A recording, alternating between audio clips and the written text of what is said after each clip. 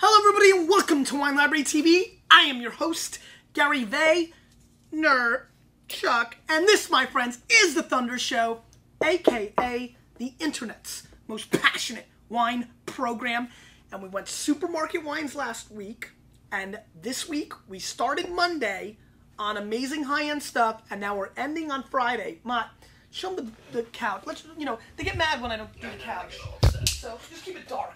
Keep it dark. I'll just say, hey, it's here. I will bring it back, but I have so much fun by not bringing it back. And in the big moment when we bring it back, and now we're into episode 901. So we'll get into it in the 900s. I promise, couch. We'll get you involved in the 900s. As you can see, we just need to clean up. It just gets a little chaotic. Mott, episode 901. Dang. We are now we are headed to 1,000. A lot of conspiracy theories out there that I stopped the show at 1,000. There's a lot of chatter about that. Really? Really. Serious wines. We had a couple guests this week. We had an appearance of that guy yesterday. I guess he's down there. I don't like that guy. And now we go to episode 901, and we go serious again. So I'm excited about that. Let's start with the Finca Lomas 2006 Mendel Argentinian Malbec. $96 US, 92 points, Wine Spectator, 91 points, Stephen Tanzer, 94 points, Jay Miller. This is from 60-year-old vine, Malbec, and Roberto de la Mota, the winemaker. Very, very, very hot, talked about, respected, super winemaker, 100% new French oak, $100 Malbec. We've gotten there. This is what happens when a category explodes. Mendel, considered one of the top wines, very sought after. A lot of buzz around this wine, and I don't know. I'm excited about this. So let's see what's going on here. Big dark color. First time I'm ever having this wine. Heard a lot about it, so I'm pretty excited about it. Sniffy sniff. First thing I'm excited about is this is not too oaky, too fruit bomby kind of thing going on, so that's good. I think I always struggle when that happens. I'm enjoying this on the nose.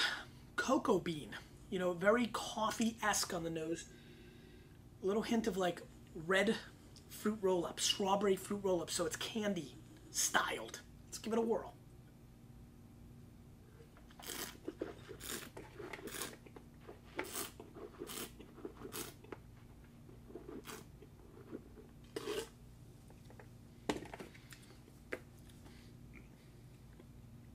Very jammy. First thing that comes across is almost this raspberry jam component, which I think is quite spectacular, actually. Very, very jammy, very clean, good tannin structure. Tastes a lot more real.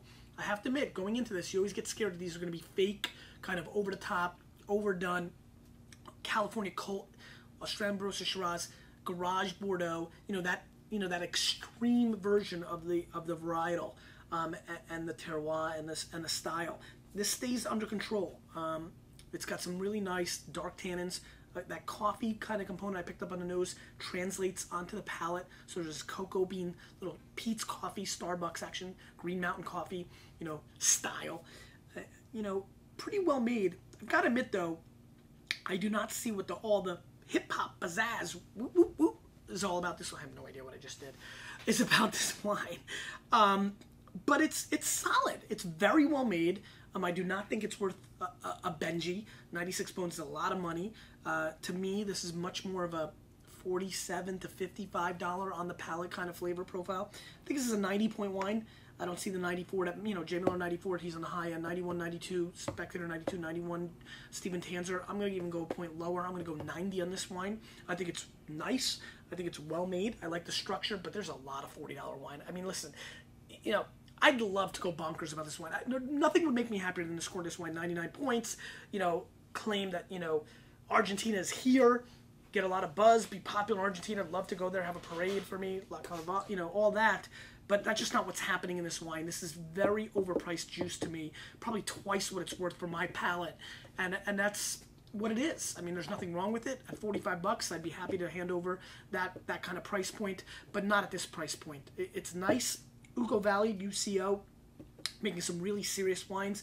This is an up-and-coming place. This place will produce three-digit, $100 or more wines, in my opinion. Vine Connections, the people that import this wine, are at the best in the game at this part of the world. I just don't, for my palate, and I respect people that go bonkers over this, for my palate, I just don't see the price point here. It's not a QPR play for me.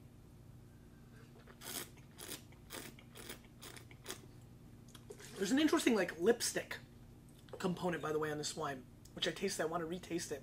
Kind of interesting. So, anyway, let's move on to a, might have gone, I screwed up the order. I shouldn't have put the Malbec there, but it's fine. I feel fine. My palate's feeling fresh as a daisy. Bruno Giacosa, 2001, Barbaresco, Asili, and you can see the Asili part right there, Mont. It's very small. So, Filetto, 01, amazing year, 120 US dollars. This vineyard was founded in 1871. This winery, excuse me, Bruno Giacosa. This is, they own 37 acres at this amazing site, and it's easily one of the top vineyards in all of Barbaresco. This is a Nebbiolo-based wine, 120 bones, 95 points Antonio Goloni, 94 points Stephen Tanzer, 93 points Wine Spectator. So big scores. Barbaresco, you know, you think about Gaia, that's when you start seeing the three-digit numbers, but the Bruno Giacosa, especially when you get into the red label stuff, gets really baller-like. This is a wine that I've really enjoyed in the past. 97 vintage of this wine is still one of my favorite wines. Matt, you're smiling. I'm actually laughing at your t-shirt. Yeah? Well, don't look at it. You know, I don't even know what it says. Is it ridiculous? Teach the controversy. I see, teach the controversy. Interesting. Devil's Burn, the dinosaur books. Interesting. That's what happens when you don't pay attention. Anyway, you can see the coloring, Mod. I want to really focus on the coloring here. Maybe I'll swirl it to give you a better sense. You can see it's not that dark. And I think Nebbiolo, really kind of that in-between Pinot Noir and Cabernet kind of feel for me. And I just love the body and the complexity of these wines. You get this copper tone when you swirl. Nebbiolo is the new it grape for the premium collector, in my opinion. Barbaresco and Barolo is going to look a lot different in 15 years, in my opinion. I think the wines are underpriced. Not maybe necessarily this, but there's a lot of $40 stuff that I see going higher once the economy makes a turn. I think the palates are going this way. It's in between where we were and where we are right now. So I'm just bullish on this part of the world. Just a beautiful nose. There's this really kind of like intriguing fig component, which I think is gorgeous on the nose. Just beautiful little fig, little rusty nail on the nose as well. Don't get scared of the rusty nail. Embrace the isn't the rusty nail like a drink? You know, it's like an old school like 70s drink, right, Mom? I think so. People still drink it? Only like ladies named like Beatrice that smoke like cigars all day. Yeah, I was like, give me my rusty nail, like that kind of thing. Little sour cherry as well, which is nice. Let's give it a whirl.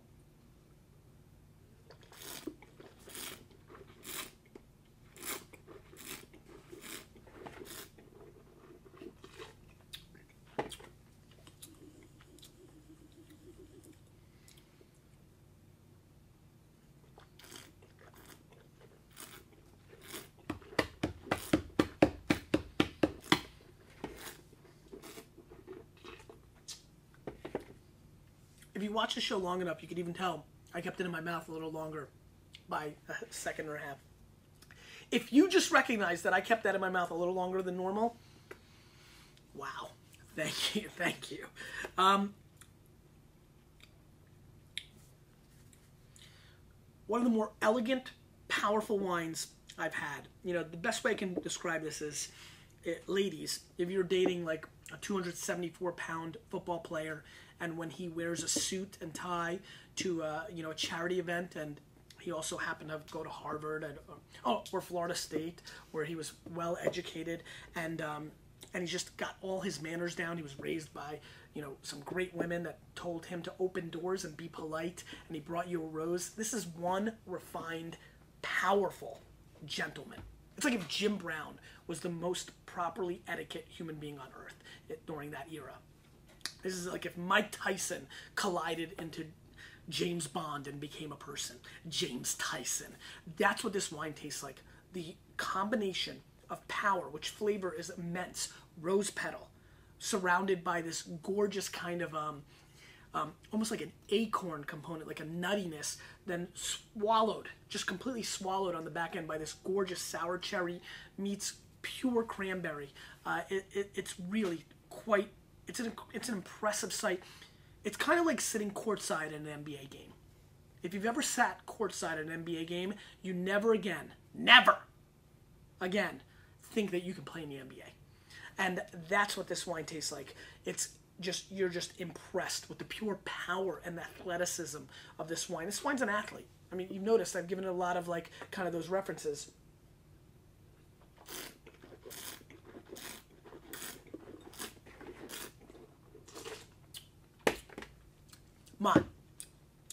And the Heisman Trophy winner happens to also be a Rhodes Scholar finalist. That's what this wine is. And I'm completely blown away by it. And this is why I continually am yapping to myself over the last 12 months that Nebbiolo is the next generation superstar. This wine dismantles the last wine, in my opinion, for $24 more. And ironically, Antonio Galloni is the most conservative. Tanzer's conservative too. It's funny to see both of them score this higher than a Spectator, which is known to be a little bit more wheelie and dealy. Not wheelie and dealy, that's unfair. A little higher scored in general, especially to Galloni. I'm going to even trump Galloni. This is about to get really ridiculous. I'm going to score this wine 97 points. Yeah. This to me is perfect wine for my palate today in 2010. It's a 1, so it's got a little bit of age, but it's still extremely youthful. Don't get it twisted. This wine sits in your cellar for 30 years. This to me is perfect premium wine. And bammo, Mott. I mean, this is like, this is what I want to see it like. This is what I want to see it like. And again, this is what I want to see it like. What does that mean? You know, these guys have rated this wine years ago when it came out, and I'm betting that they would score it higher today because this wine is coming along tremendously. And once again, Mott, please, I just want people to understand this. Maybe against the Jets helmet, the white background. Mott, are you capturing this, the essence of this color? This is not dark red. You're not, hold on, I'm not going to let this go, Mott. Here we go. Get into the light up here. I don't care how we have to do it.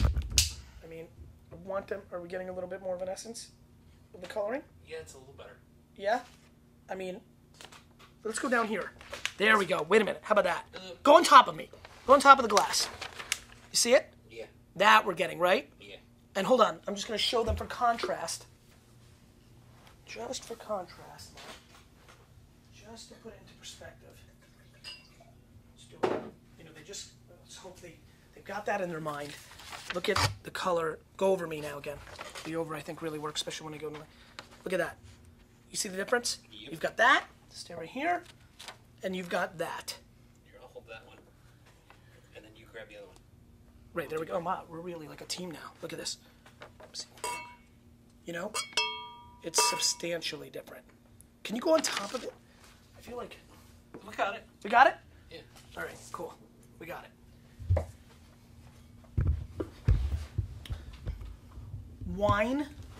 Wine does not have to be pitch black to be big and serious. This wine is big and serious, not pitch black, and it is black and is tremendous. 97 points, one of the best wines we've ever had on Wine Library TV. Balance is the key. Wow. Togny, got some work to do, my friend. Let's see if you can stand up. Philip Togny. 2007 Napa Valley Cabernet, $85 US, 95 points Robert Parker, 94 points Stephen Tanzer.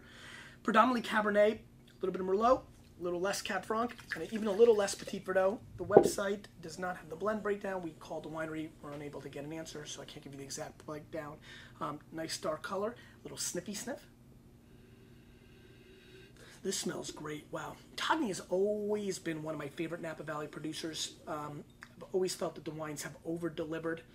Always felt when Bryant Family and Camus Special Select and Schaefer Hillside Select and Screaming Eagle and Harlan and those Rojo were getting all those big press. The Togny was right there quality, but never got the insane following because Parker always scored at 95 and 96 instead of 99. But I always felt it was right there. This nose is just gorgeous. It's like cream covered, like half and half fresh cream, you know, covered strawberries, just gorgeous. I feel like I'm at Wimbledon. Let's give it a whirl.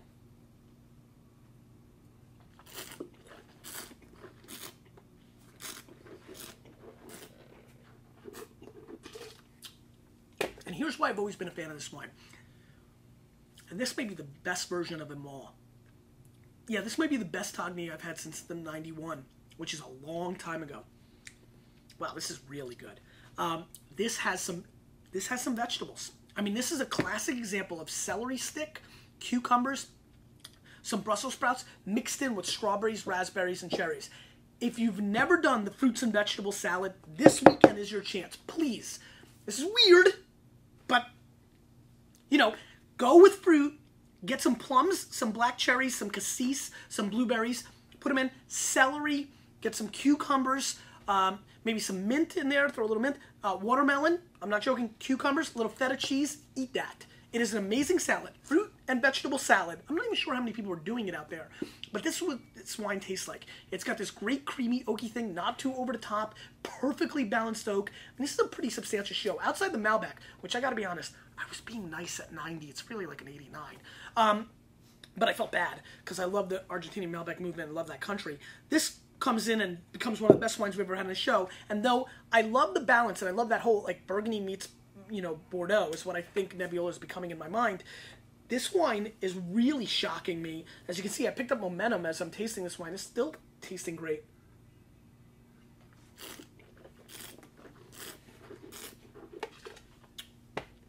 Outside of that Malbec, the 6 wines that we've done, maybe the Smith-Hult Lafite back on Monday, but 4 of these wines stood up to the hype. This is spectacular.